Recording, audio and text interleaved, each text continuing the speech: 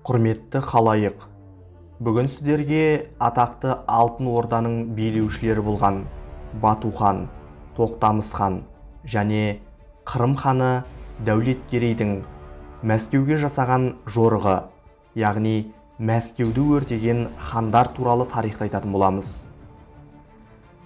Тарихта 1238 жылы Алтын Орданың билеушісі Бату хан, 1382 жылы Тоқтамыс хан Мәскеуді өртеп күлін қалдырса, 1571 жылы Қырымның ханы Дәулеткерей Иван Грозныйды қуып жіберіп, қаланың күлін көкке ұшырды. Осы кезге дейін оңтүстік орыс далаларын тонаумен шектелген қырымдықтар Мәскеудің қиын жағдайда қалғанын көрді. Өзі таққа келген жылы Қазан мен Астраханға көмекке жете алмай қалғанына іштей күйініп жүрген Дәулеткерей дәл осы мүмкіндікті жіберіп алмау керектігін түсінді. 40 мыңға жуық әскер жасақтап үлгерген ол орыс жеріне жорыққа аттанды. Бұл жолы да әдеттегідей орыс мұжықтарының ауылдарын тонап, кері қайтамыз деп ойлаған әскерлердің ойын ханның ұсынысы таң қалдырды. Хан әскербасыларына тіке Мәскеудің өзіне жорыққа шығуды ұсынды. Дәулеткерейдің жорық бағытын кілт өзгерту және мұны асқан құпияда ұстауы расында үлкен соғыстың белгісін көрсеткен еді.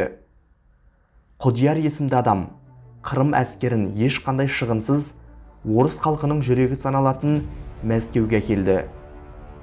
Мәскеудің билеушісі Иван Грозный осыншама көп әскерге қарсылық білдіре алмасын көргеннен кейін қаладан қашып шықты.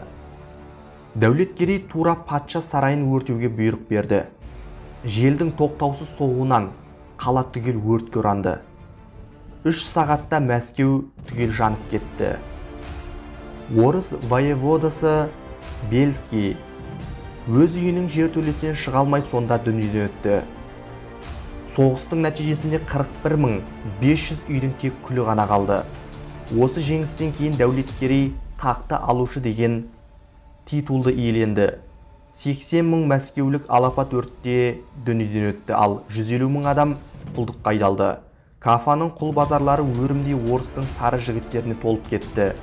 Олар сол жерден ми қайнаған шығыс елдеріне құлдыққа сатылды. Қаланы тонаған Дәулеткерей өз даласына қайтып оралды. Еліне оралған хан Иван Грозныйға мынадай мазмұнда хат жазса керек.